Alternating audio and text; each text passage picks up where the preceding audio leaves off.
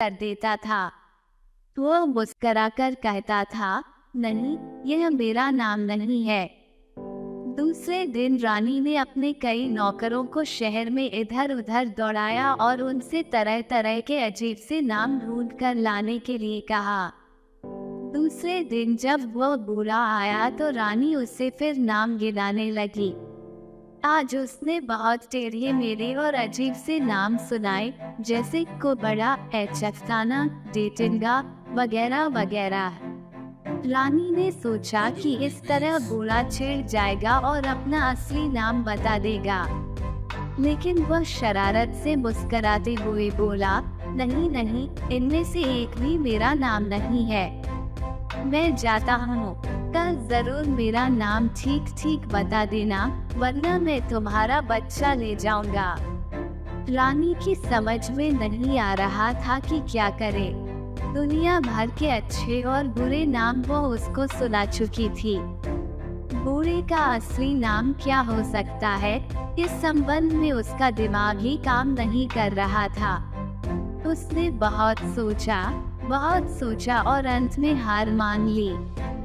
उसने तय किया कि अब वह अपने वादे के अनुसार बूढ़े को अपना बच्चा सौंप देगी। इसके अलावा और कोई चारा नहीं था। वह इस तरह उदास बैठो हुई थी कि अचानक उसका एक नौकर दौड़ता हुआ उसके पास आया। वह भी उसके लिए नए से नए नाम खोजने के लिए गया था। उसने आकर कहा, रानी जी, नाम तो मुझे कोई नहीं मिला, लेकिन मैं आपको एक बात बताने आया हूँ। मैं नए नामों की खोज में दूर गांवों में गया था। लौटते वक्त पहाड़ के पास ही घने जंगल में मैं रास्ता भूल गया। जंगल में भटकते भटकते मैं ऐसी घनी झाड़ियों में पहुंचा जिनमें से कोई जंगली जानवर भी नहीं निकल सकता था। वहां मैंने एक अजीब से नाचे बूढ़े को अपने लंगड़े पैरों पे नाचते हुए देखा। उसने एक झाड़ी के पास अपने लिए एक कुटिया बना रखी थी। उस कुटिया के सामने उसका चूल्हा जल रहा था और वहां वह नाच रहा था। उसने अपने सिर पर ताज़ी सिकी हुई कुछ बड़ी छोटी रोटियां एक तसले में ले रखी थी। जब वो नाचता था तो रोटियां तसले से नीचे गिरने को हो आती थीं, लेकिन एक भी रोटी गिरी नहीं। वो मगन होकर नाच रहा था और खुशी से गाना गा रहा था। उसके गाने का मतलब था, आज मैंने बढ़िया खाना बनाया है और मैं भर पेट खाऊंगा। कल तो मुझे रानी का बच्चा लेने जाना है ही।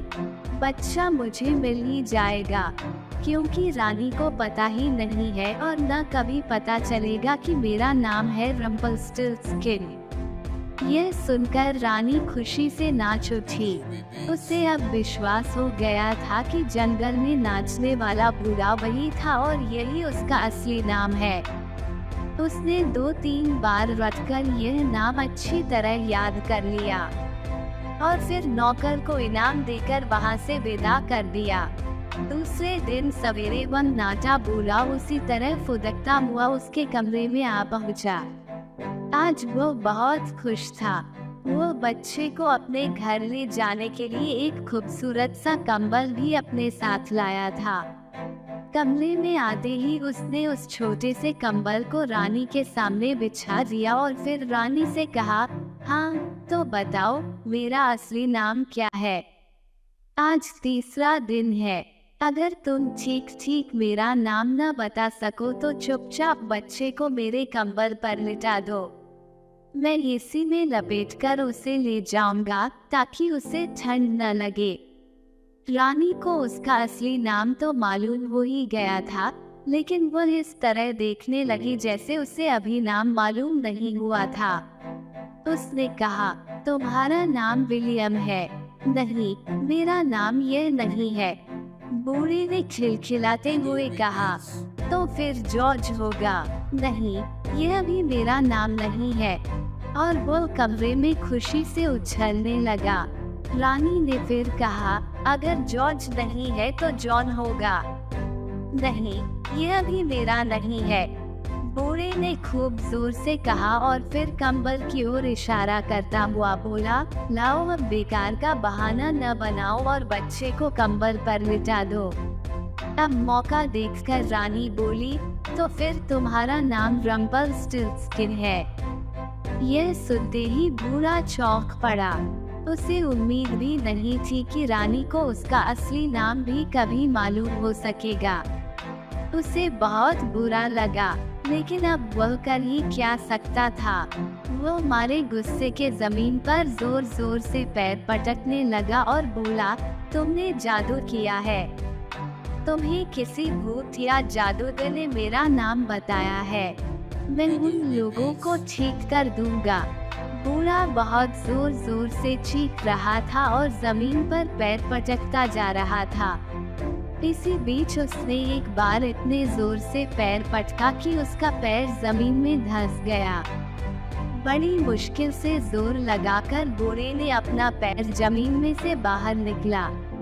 उसे बहुत चोट आई थी। वह जोर जोर से बड़बड़ाता हा और एक पैर से लंगड़ाता हा उस कमरे से बाहर भाग गया।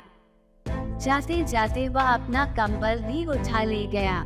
इसके बाद वह बूढ़ा फिर कभी नहीं आया और रानी आराम से रहने लगी।